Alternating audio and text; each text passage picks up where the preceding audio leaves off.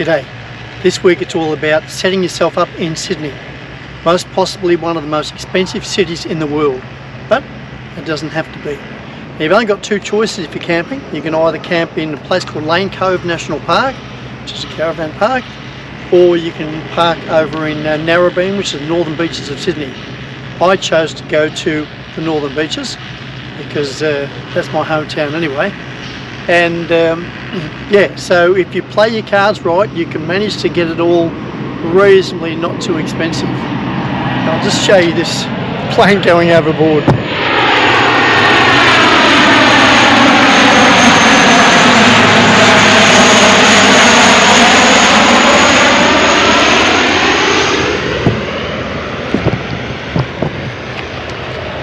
Sorry about the interruption, but I thought you might like to see it. That was pretty low. I'm near the RAF training ground, that's why it was big plane, so low.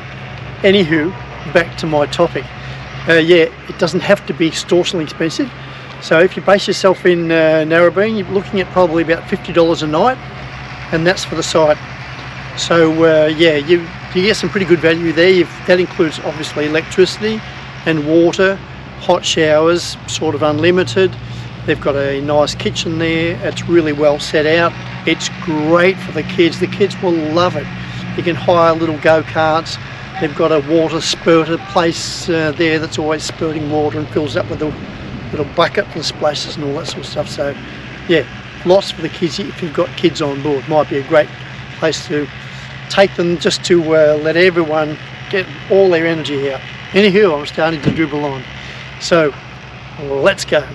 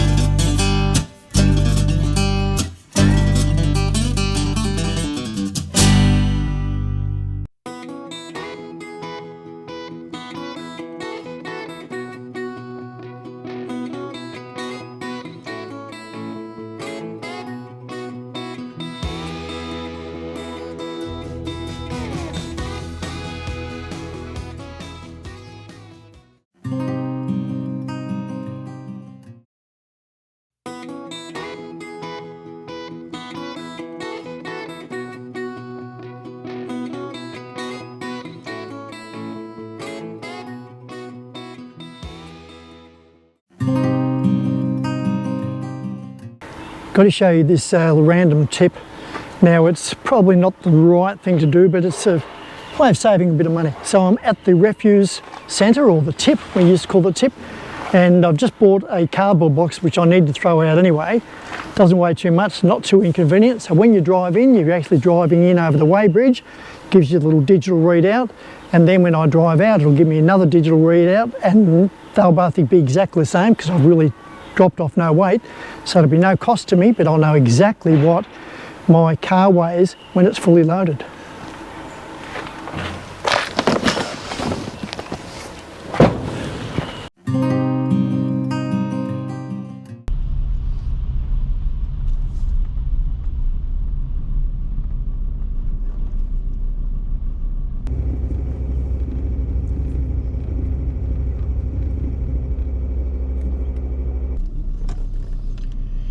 So I'm recording the weight of the car only, with the van pushing down.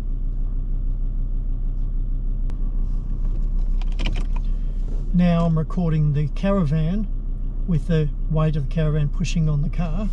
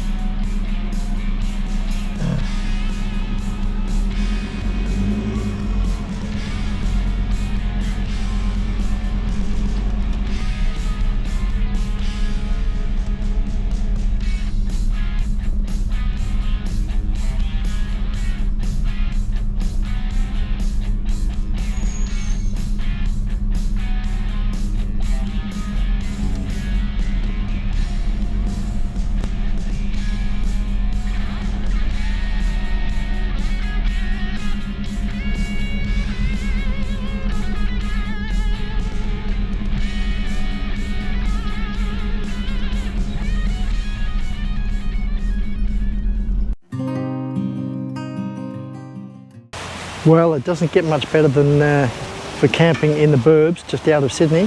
There's only really a couple of places you've got choices of. In the background you'll hear other people setting up and maybe people giving directions which way to go, left, right, back, be careful, don't drive in the drink, so on and so forth. But as I say, it's really quite outstanding, this area. Got the lake here over my shoulder, and just down the end of this little track there's also the ocean, so that's well worth a visit. If you get a chance, come and check this place out. As I said, not giving it away, but still pretty comfortable.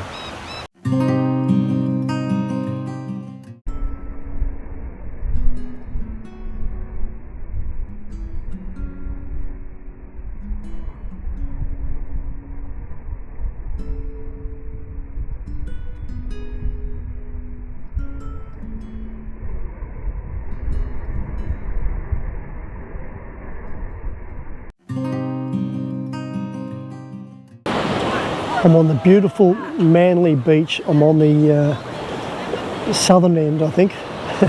I'm not sure. I'm down this end. Up the other end is Queenscliff, and it's an absolutely divine place to come and just check out. It's the middle of winter, beautiful sunny skies at the moment, and yeah, so if you go and park camping down at Narrabeen, you have quite good access to this. If you go to the other caravan park, which is in Lane Cove, it's a little bit more tricky to get here. So you can make that choice.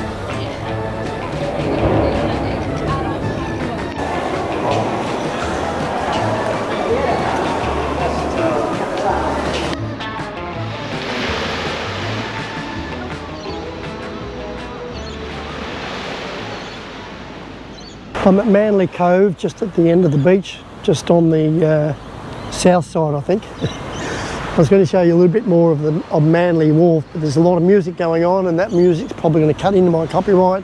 We'll have all sorts of dramas, and you'll never get to see it. But there's a lot of action as you get off the ferry. There's a couple of ferries you can do. You can take that real fast one, or you can take the conventional one. They're all named, and they're all sort of pretty obvious, and the prices do vary a fair bit.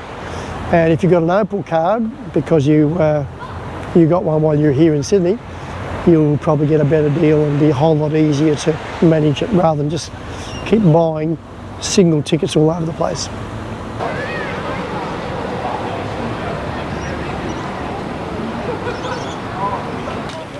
As the sun slowly sets in the west, I'm on the east side of Manly Wharf and just enjoying that last bit of calm before the sun goes to bed for the night.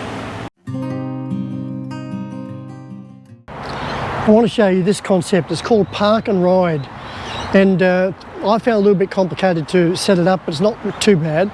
So basically what you've got to have is an Opal card, and with that Opal card, that gives you, every time you go onto buses and trains and ferries, you put your Opal card against it, goes bloop, and then when you get off, you bloop, close it off. So you're opening the payment and closing the payment.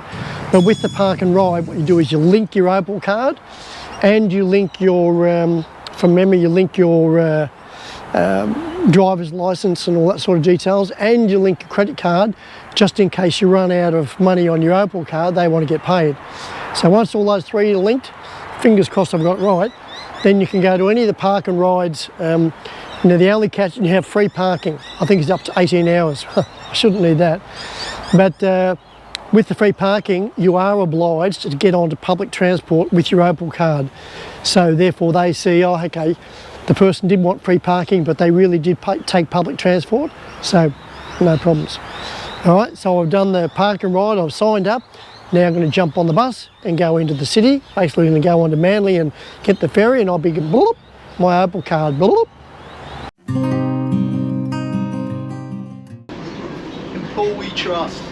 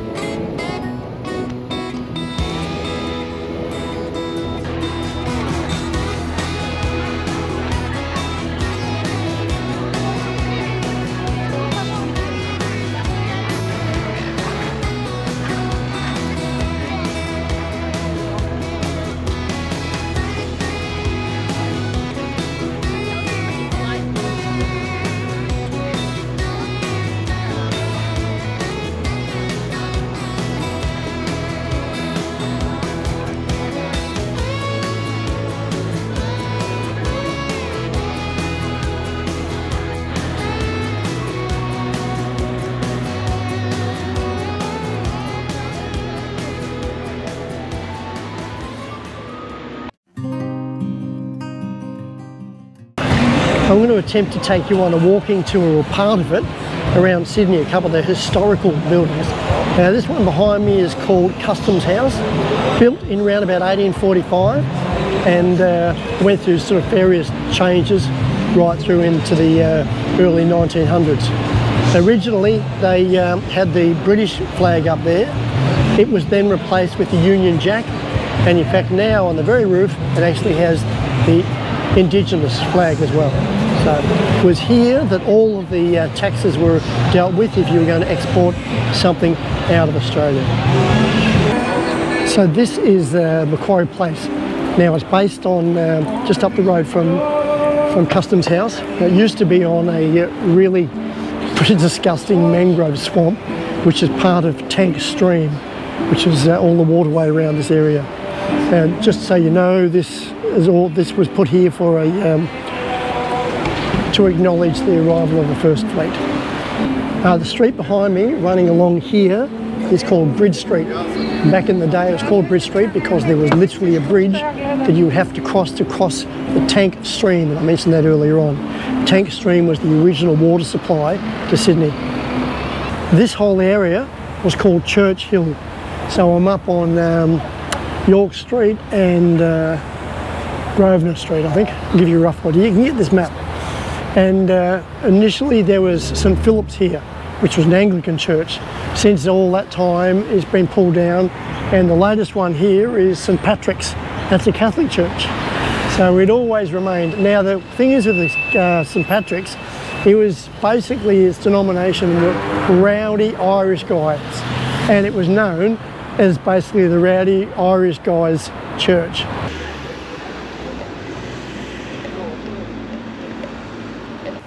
I'd like to say this is a major find, but I was following the map.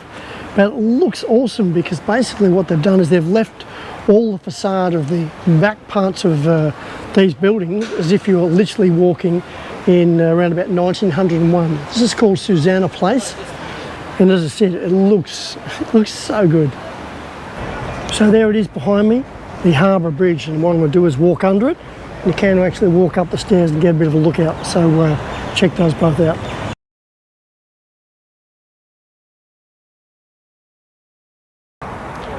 Here I am at Observatory Hill, halfway through the long walk, and it's enough for me. So the reason I want to go to Observatory Hill is back in the day, sort of about 1850 thereabouts, every day at Observatory Hill there's a big ball, and the ball would... I'm just halfway through this walk. You might want to do the full walk, but I just want to do half. That's enough for me. And where I am, I'm at Observatory Hill. As you can see over my shoulder is the coat hanger, Sydney Harbour Bridge, you name it, whatever you want. You definitely know what state, what country, wherever I am in the world. Now the reason I want to get up to Observatory Hill is what they used to do at 1 o'clock every day back in around about 1850. They would drop that ball, and as they dropped the ball they would shoot a cannon, and that was done every day at 1 p.m. what people would do is they would set all of their clocks accordingly. Interesting.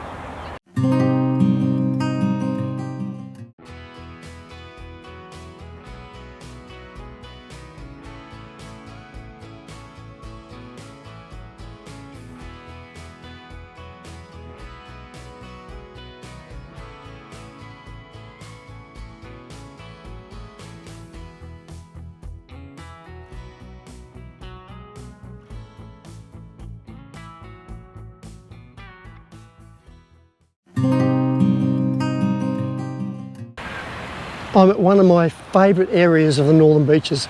Now I've gone right up near the end, which is up near Palm Beach. It's basically Newport, this area, and you can see there's not too much poverty around here. People live a pretty nice lifestyle. So I'll let you enjoy that for a minute.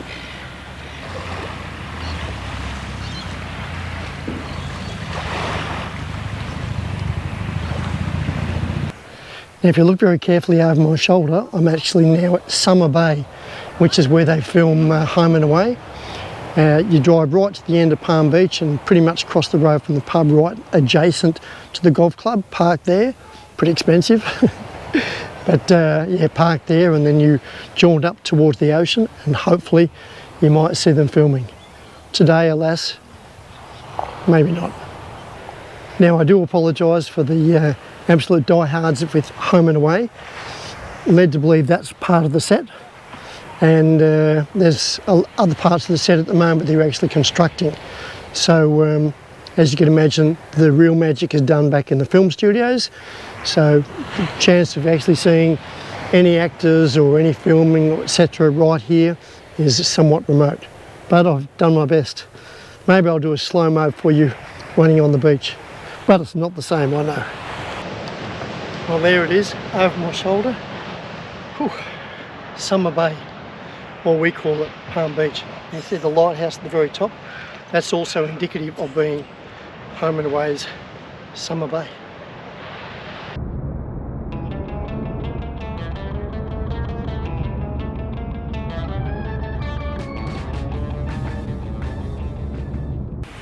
For any of you die-hard Home and Away, I apologise if I'm filming in the wrong area. I thought I'd film this just in case. This is the restaurant, which is really quite close to the Surf Life Saving Club. So if it is, happy days, and if it's not, well, this is a bit more Palm Beach, which is down the coast from Sydney. Here's a great place to check out. I brought you here at the wrong time of the day, but it's Long Reef, and you go down to the Long Reef Golf Club and there's a little cafe there. You can grab a coffee and so on and so forth, and you can park your car.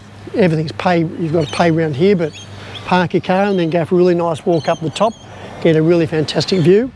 So a really, really nice area if you're up this way.